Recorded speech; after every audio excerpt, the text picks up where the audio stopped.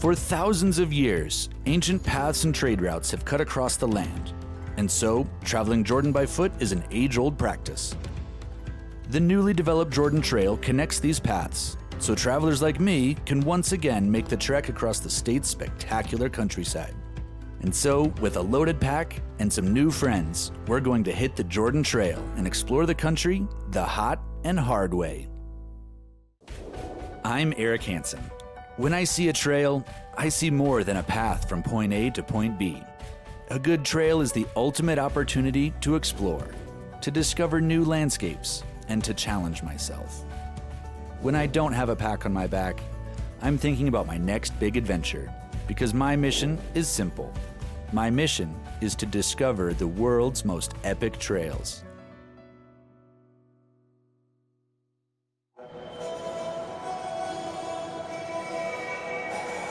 The Middle East has a rich history and is incredibly beautiful.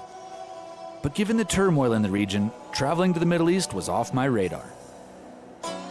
Then I heard about the Jordan Trail, a 450-mile-long hiking trail that crosses the country and passes through some of the world's most inspiring historical sites.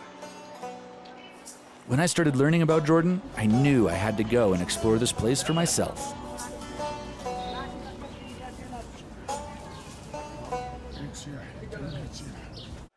Having arrived in the capital city of Amman, I hit the streets, eager to get a feel for what life in Jordan is really like. Amman is unlike any place I've ever been. The downtown area is bustling with life, full of markets, mosques, and amazing street food. The primary language is Arabic, but there's a surprising number of people that speak English. Whether we speak the same language or not, the people are all extremely welcoming and friendly. Personally, I did not have any issues with coming here. I was just excited to come. So far, I've felt nothing but safe and welcome, and it's been really easy to be here.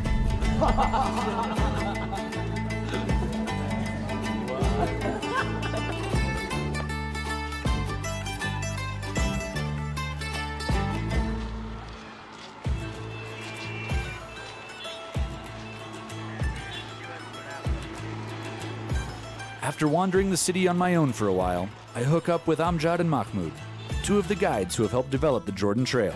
They know the trail as well as anyone. We grab a traditional meal and get to know each other, knowing that we'll be spending some long, hard days in each other's company over the next week. So this place is a place to go for falafel? Yeah. Hummus. And hummus? Yeah. Perfect. So apparently this is the place that kings eat. How cool is that?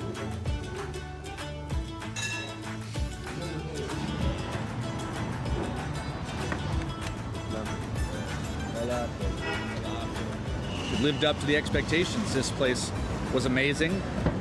And so we're gonna get out and explore a little more. Super excited to get out and see what else this country has to offer. Although I could easily spend a few more days exploring the city of Amman, the rolling countryside of the Jordan Trail is waiting for us. And so we load up and make the 2-hour drive to Qais. A small town in the northern part of Jordan, Qais is the starting point of the Jordan Trail. Here we meet Ahmed, a local guide who grew up in the area. So, where are we? So I'm with Ahmed, and he is a local expert on the wild herbs and all of the things that grow out here. And so he's foraging and showing me what we're finding, and then he's gonna take it home to his house and he's gonna prepare us a fine meal. My name is Ahmed Al-Amari. I'm local guide from Qais. And this is a part of the Jordan Trail. It goes to the south. Here, Jordan Valley. This is the north of Jordan Valley also. Qais, it's a unique site, distinguished in so many things like the panoramic view, and also it's one of the Decapolis cities. The location of it, it's amazing because it's made of basalt stone, most of it. And I feel proud that I was born and I lived at this region, especially I grew up at the heritage village in the archaeological site. It's really cool sounding. I can totally hear it coming back to you. So The wide open space and relaxed pace of life of Qais is quite the change from Amman. And even though I consider myself to have a great connection with the outdoors, it's neat to see somebody as connected as Ahmed is to his land and to his food. Now it's a season of foraging here in north of Jordan. So it's opportunity for the people to go around, pick some herbs to cook and eat fresh. Wow, that's pungent. Maybe 30 years ago, it was my first time, and I like it, so it's become like a traditional season for me. I do it every year. As the sky opens up and the rain starts to fall, our tour of the area is cut short, and so we head back to Ahmed's home, where his wife is preparing a homegrown meal.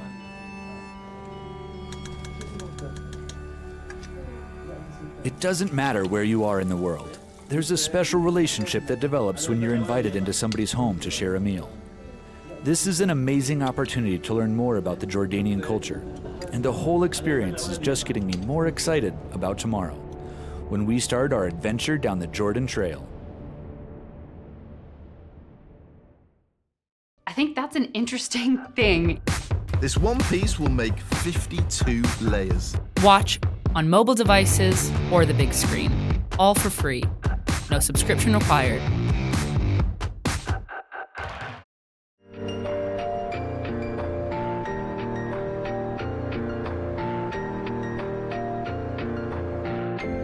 My name is Amjad Shahrour. I work with the Jordan Trail Association as a trail manager. I'm mainly responsible for anything related to the trail, from scouting to mapping and GPSing tracks and working with local communities along the trail. This here is no ordinary telephone pole. This is the start of the Jordan Trail. The Jordan Trail is a long-distance hiking trail crossing and connecting the country of Jordan from north to south. It's 650 kilometers long, starting in the city of Qais and ending in Aqaba in the south and the Red Sea. That's a small piece? This is a small piece. Yeah. Between me and you. Try, eat it. Don't worry. No, but you said you were going to try it first. Me too, huh? All right. 1, 2, 3. That feels kind of weird.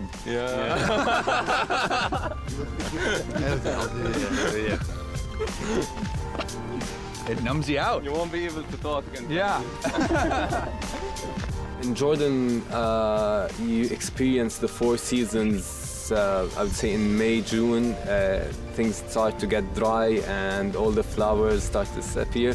And then in fall, you see all the leaves falling down. And in winter, you start to get more rain and snow in some parts of Jordan. And then in spring, you see things all the greener everywhere, as you can see here in the north especially. As we make our way south, the countryside is noticeably changing from the lush and green of Qais to a hotter, drier, and rockier landscape, which I'm told will get even more rugged over the coming days.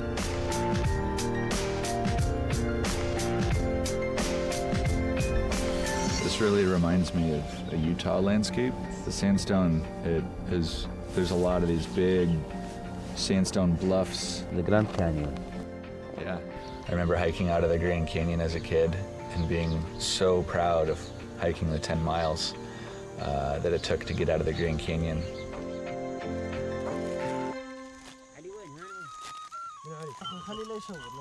Hiking in a foreign country, when you get to see how other people are living and seeing living conditions and interacting with people, especially being able to hike with locals because you have hours on end with somebody from a different country to just talk and converse in a way that you couldn't get to know somebody sitting in a room. Nice breeze. Oh, it feels great.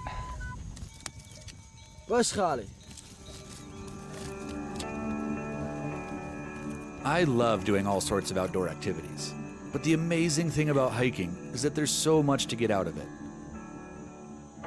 Obviously, it's a great way to get outside and get exercise, but the slow pace really gives you the opportunity to connect with the world around you. There's also incredible satisfaction that comes from putting in the work and covering a distance under your own power.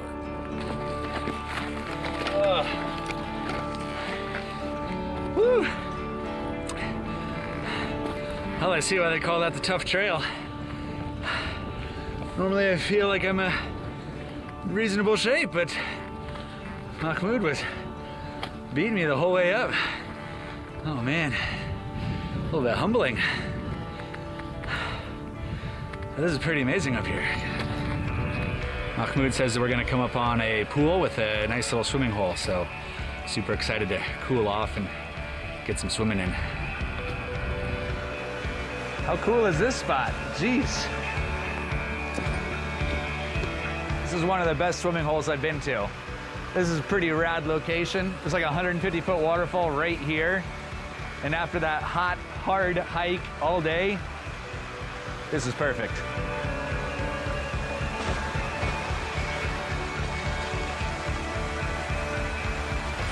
That feels pretty damn good. Loving that.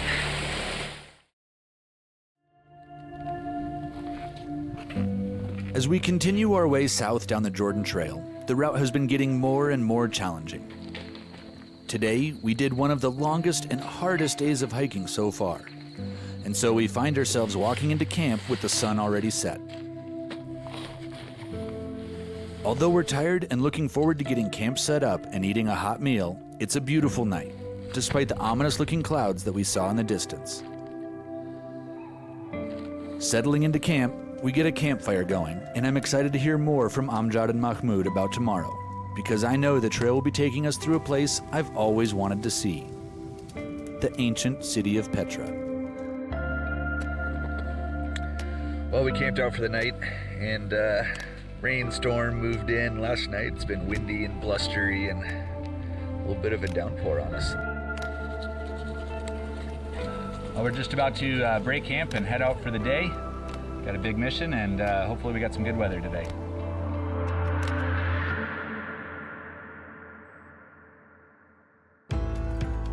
I've been looking forward to this for a long time, because today we'll be arriving at the ancient city of Petra.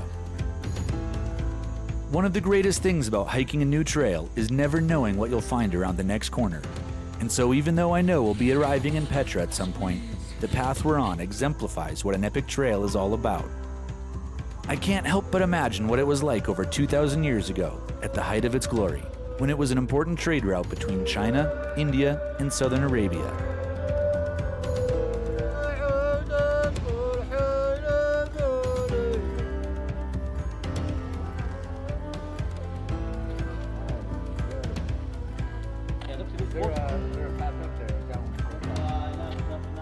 So our hiking trail took us into the Slot Kingdom today, where we see the first evidence of traditional Bedouin dwellings. This here is called Little Petra, and as we continue down canyon, we'll eventually arrive to Petra. The Jordan Trail is very special because I consider it a full experience. It's not only a hiking trail. You get to meet different people from different ethnic groups along the trail. When you start in the north here, dealing with farmers from villages. As you go to the south, you see more Bedouins. How do I look? Do I look Bedouin? Yeah. They're the Bedouin. Yeah, all right. Yeah, I like it.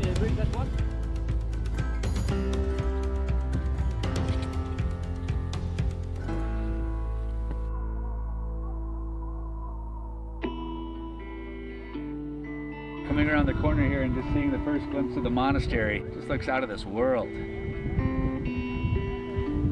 This is wild. Dating back to the 1st century BC, the monastery is Petra's largest monument, and enough reason on its own to make the trip. But we only have a little time to marvel at it because we still have a long ways to go, and we'll be hard-pressed to make it through Petra before nightfall.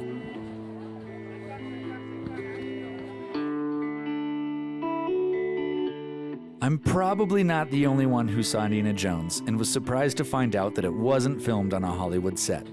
When I discovered that it was a real place, I knew it was something I had to see with my own eyes. How old is this?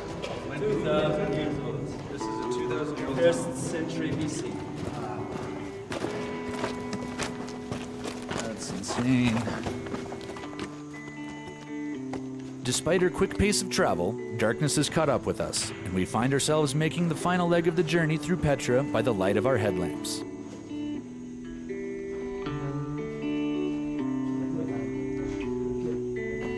Even though it's too dark to see much around us, I can sense that I'm passing through a special place.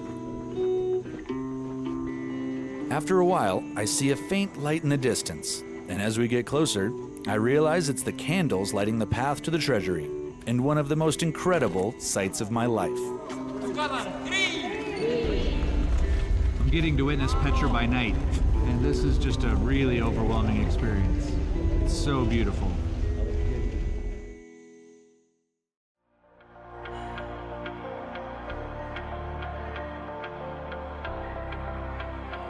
Returning to Petra the following morning, I get to see what we couldn't see last night, and the size of the city blows my mind. It's incredible to imagine that thousands of people lived here only a few decades ago, including Mahmoud and his family. So you lived in this cave? For a year, yeah. For a year? Yeah. This was your home, right here? Yeah. Wow. Amazing, all these colors around. Yeah.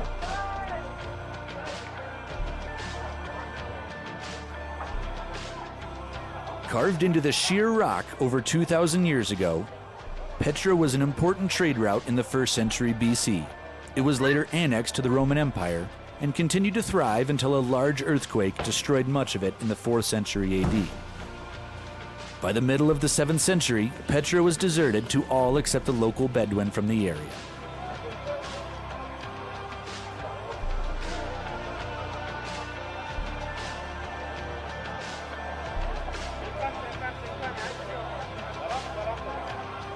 Salam. Salam. I hear you're the man to come to for the true Bedouin look. Yeah. All right, let's do it. Just try to open your eyes, not your mouth. Although part of me wants to continue to explore Petra, it's a lot easier to leave knowing that I can expect something amazing on the next leg of our journey. Because so far, every section of the Jordan Trail has been nothing short of spectacular. And so we set out into Wadi Rum with the young Bedouin who is excited to show us one of his favorite places to watch the sunset. We had a young Bedouin driver, and he was, romping around on the dirt roads out here, on the sand roads, and that was pretty neat. He took us to one of his favorite sunset spots, and then he got a fire going and was preparing a tea for us. And sitting up on the rocks, watching the sunset, drinking tea with a young Bedouin man was a really cool thing. That was definitely fun.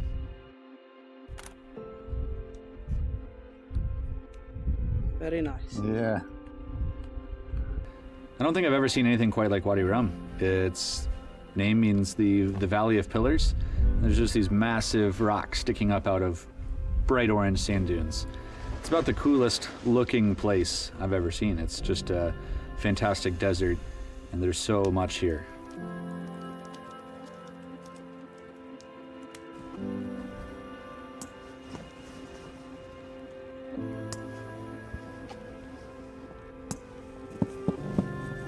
The Jordan Trail idea started years ago when many people and outdoor enthusiasts had this dream. They started going out, scouting different sections of the trail. We have a full trail connected all the way from north to south, 650 kilometers, starting in owned-enquiries and ending at the Red Sea. When you hike the trail, you get the chance to see Jordan in a different way and from a different perspective. You know how old they are? Yes, and the inscriptions on this side are 2,000 years old. You can see people up here. Wow. And that's probably an island or animals in there. It's a pretty surreal experience to go all the way through a country from north to south. And it really surprised me how much there was to do and see. From collecting our own food up north, and then getting into Red Rock country. Petra was, of course, a once-in-a-lifetime experience. And finally, arriving here in Aqaba by the Red Sea was the perfect end to a trip of a lifetime.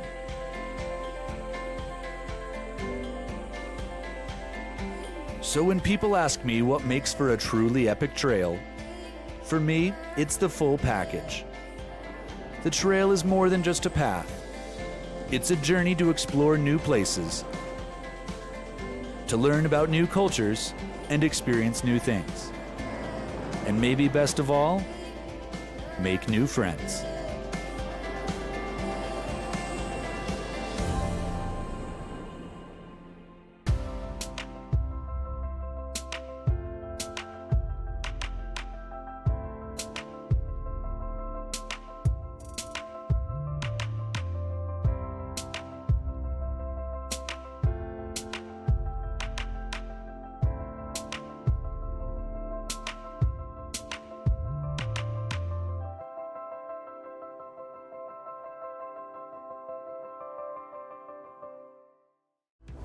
Located on an enormous island in the Pacific Ocean, Papua New Guinea is one of the most biodiverse and culturally rich countries on the planet.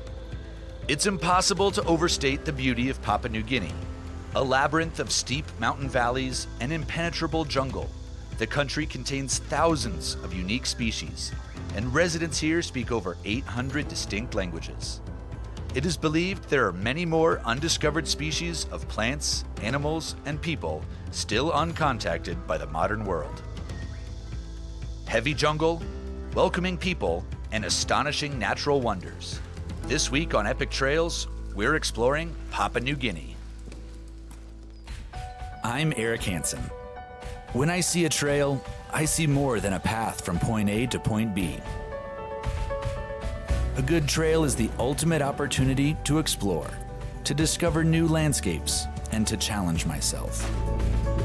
When I don't have a pack on my back, I'm thinking about my next big adventure, because my mission is simple. My mission is to discover the world's most epic trails.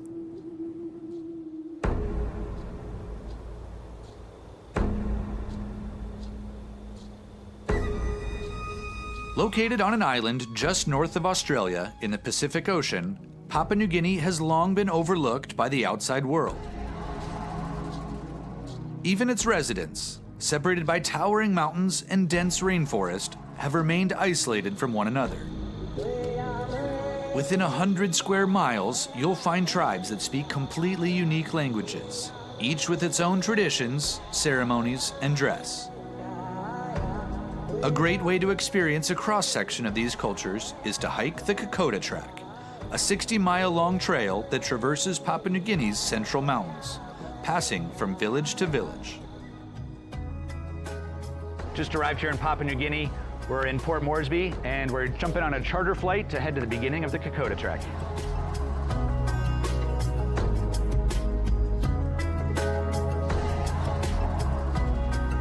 Hey, how's it going? Good. Jay? Yeah. All right. Nice to meet you. Nice to meet you. Mind you head through the top? Don't knock my noggin on there. That's basically it. All right. Start up the tropical hangers with Papua New Guinea is huge and with essentially no roads, so the best way to travel is in small aircraft. I'm a little nervous to fly over the big mountains with only a little grass strip to land on, but the pilot assures me he makes this flight every day.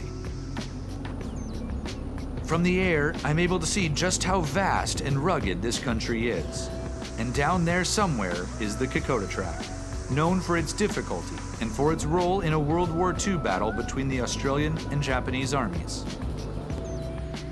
The time flies by, and before I know it, we're approaching the Kokoda runway, where the real adventure begins. Thank you, Jay. You're welcome. I appreciate it. Thank you so much. In Kokoda, we're given the traditional Sing Sing welcome ceremony. Every villager wears their ceremonial garb, adorned with birds of paradise feathers, grasses, and body paint. They sing, dance, play drums, and then dance some more. If there's one word I'd use to describe my first impression of Papua New Guinea, it's colorful. Just arrived to the very first village where we're starting the Kokoda Trek, and we just had an amazing welcome, something unlike I've ever seen. Just the whole village was basically in their traditional dress and were dancing for us, and that was incredibly honoring. I don't know what to think. It was just amazing and beautiful, and I can't wait to start the trail now.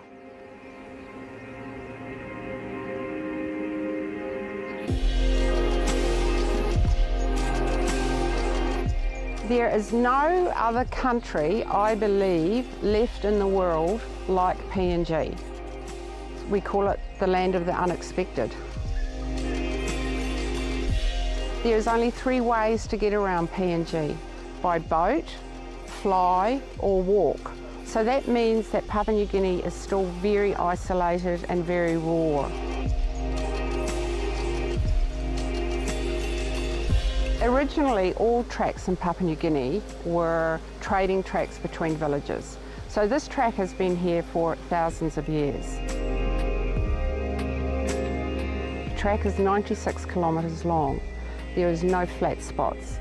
It is dense jungle, and it is one of the top 10 hardest treks in the world. There are 9 of us making the trek, including Aaron, who at 9 is already our lead guide. Some of the guys are here to guide me, but the team is also carrying food and supplies for villages along the trail. We're on our way to the village of Deneki, and the entire way, it feels like we're going up. Way up. Feels good to be pulling into camp. Looks like we're making it just in time. Rains are just about to unleash upon us. Hopefully I can get my tent thrown up in time. As I make camp a few thousand feet above where I started, I can't stop thinking about how special this place is. Today was an amazing introduction to Papua New Guinea, and I couldn't be more excited about the adventure ahead. We had a fun first night on the Kokoda trek. Rain was dumping all last night, packed up in the rain. Now we're setting off on the trail. It's all this awesome fog and rain still pouring down. Should be an interesting, muddy day, but looking forward to it. It takes approximately around 8 days to walk Kokoda. And if you get 8 days of rain, of torrential tropical rain, and you're wet all the time, there's an awful lot of mud, it can be very challenging. Hiking the Kokoda track in the rain is like trying to hike up a 45-degree slip and slide. The heat and humidity do make the rain easier to accept, but the conditions are about as different as you can get from the Arizona trails where I'm from. This trek is kicking my butt. Supposedly rated one of the most difficult in the world. I can totally see why now that I'm on it. All the rain and the mud and just how steep this mountain is. I'm feeling it. Anyone can do Kokoda as long as they do the training. You can't come up here and expect, yes, I can just go out and walk Kokoda. The rain makes hiking tough, but it's also what makes the rainforest so lush and vibrant. There's always a stream close at hand to refill your water bottle. Looking up, the vine-covered trees tower above, and countless shades of green surround you.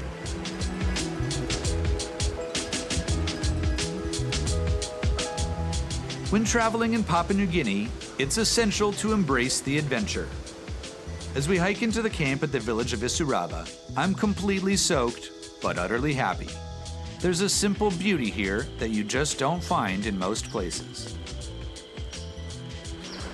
So there's really no graceful way to set up a tent in a rainstorm. I was just struggling for a couple of minutes here, getting this up without getting too much water inside the tent. Put on a little show for the guys. They were all laughing at me, struggling. But now I behold Casa de Eric.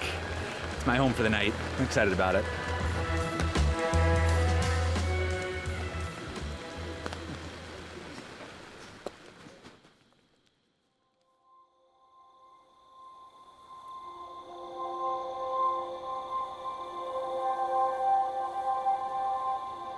What is pertinent about the Kokoda track, in 1942, the Japanese came down. They wanted to take Papua New Guinea so that then they got a foot in the door to Australia. They landed on the north side and the fighting was along the Kokoda track. We have approximately 3,500 Australians that come up and walk the track. For a lot of them, it's a rite of passage because they would have had grandfathers, uncles who would have fought and died along the track. and a lot of them it's just because it's part of their history. For many of the isolated people living in Kokoda, the war was their first contact with the outside world. My own family has history here too, as my great-uncle Ernie flew missions right here in Kokoda. Khan's Rock is one of the many very real reminders of what happened here. Used as a surgeon's table in the heat of battle, many lives were saved and lost right here. It's been kind of a powerful morning, getting to hear some more of the story of the Kokoda Trek and the history and the way that the history ties in with World War II here in Papua New Guinea. Seeing this place, it's beautiful, it's peaceful, and it's sobering. Well, that's an interesting part of the Kokoda Trek, is getting your eyes opened in a lot of ways to another way of life.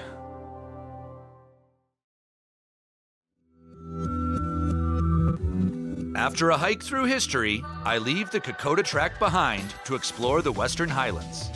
Until the 1930s, the isolated Western Highlands had zero interaction with the outside world.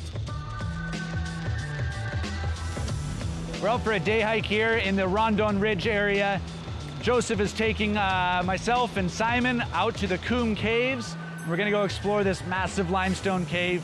I guess there's some sweet bird life and some just cool stuff out there. It's been gorgeous today and just having a blast, loving life. Once again, I find myself crossing rivers and hiking up through dense jungle.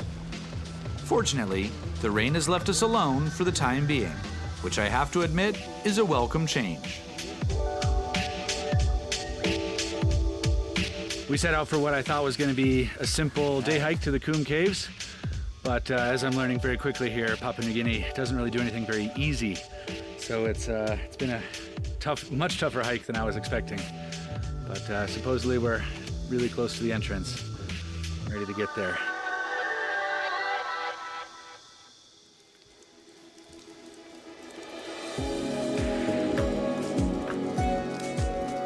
Papua New Guinea is home to some of the most extensive and beautiful caves on Earth, and explorers continue to discover new systems each year. The Coombe Cave Network tunnels all the way through a mountain, and intrepid explorers with the proper equipment and training can wander clear to the other side.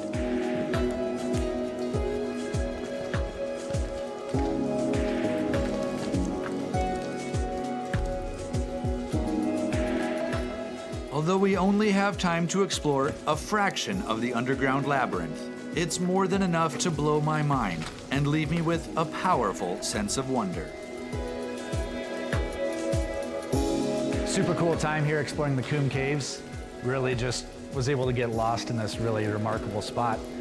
Makes me wonder what else lies hidden here in the jungles of Papua New Guinea. So much good stuff here.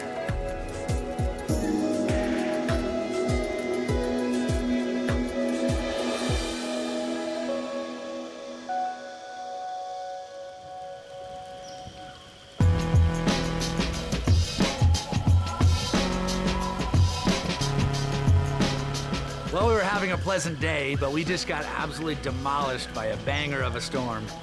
And I'm soaked to the bone. Guess that's what happens out here.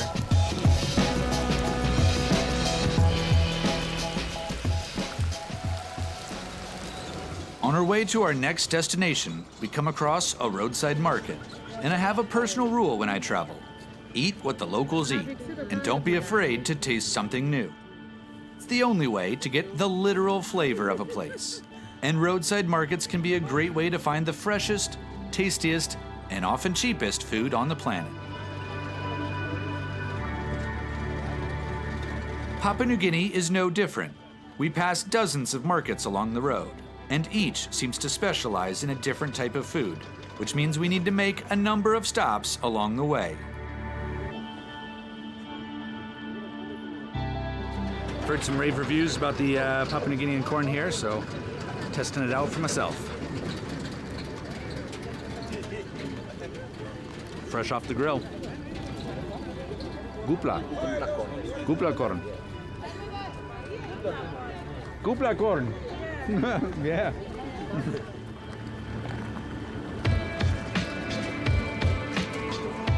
Every nook of Papua New Guinea has something unique, and so I'm excited to be heading to a new village to spend a few days. The village of Malbenga is still relatively untouched by the Western world, which is so exciting to me, because you can pretty much count on experiencing something that you will remember for the rest of your life.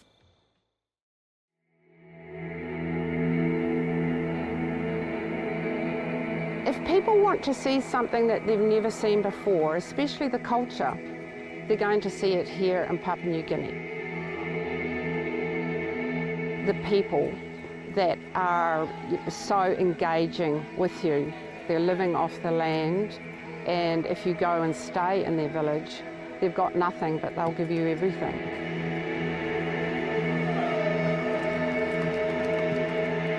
You know, we're incredibly privileged here in PNG to be able to still experience that.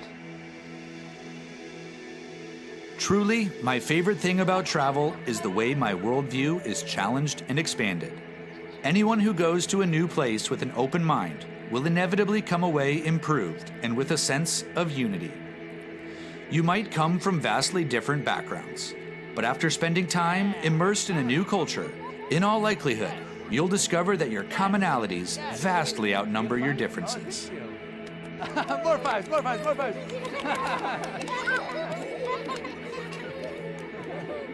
Spending the day with the people of Malbenga, talking with them, playing their games, sharing meals together, we connect in fundamental ways.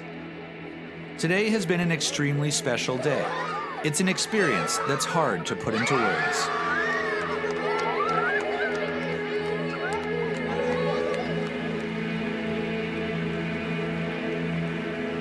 I arrived here in the village of Malbenga and just have had an amazing day.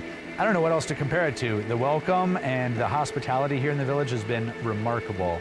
And I think that this storm is about to downpour on us like crazy. So tonight might be fun.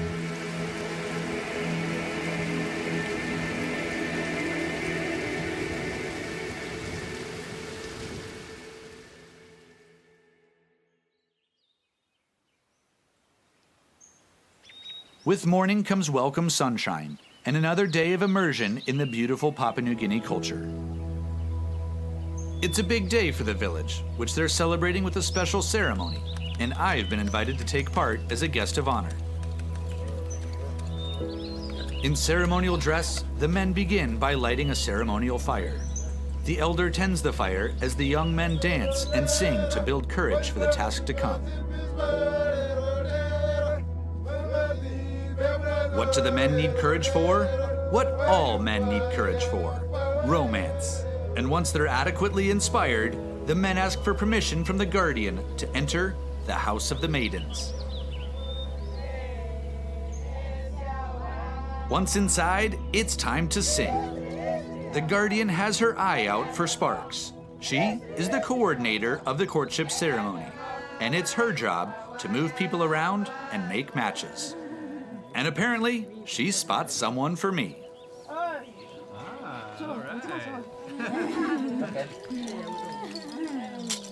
So this is like how people mingle and meet love, find love. Meet love, yes. Yeah. So welcome to the group. All right, the love room.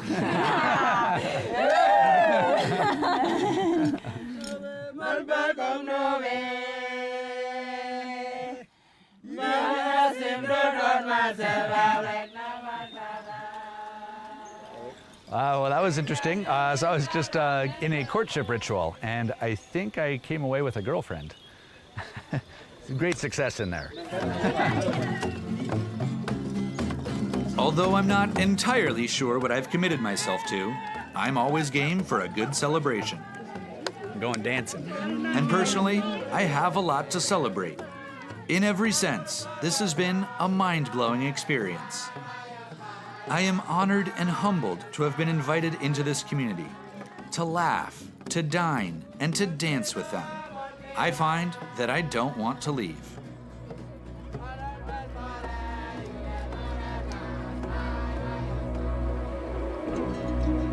When it's time to say goodbye, I get emotional. The whole village has gathered to send me off. There are hugs, a few tears, and a sense of hope. There's a joyfully simple way of life here that seems endangered everywhere else. I leave Papua New Guinea with memories of a vast and wonderful landscape, of surprising events and remarkable people.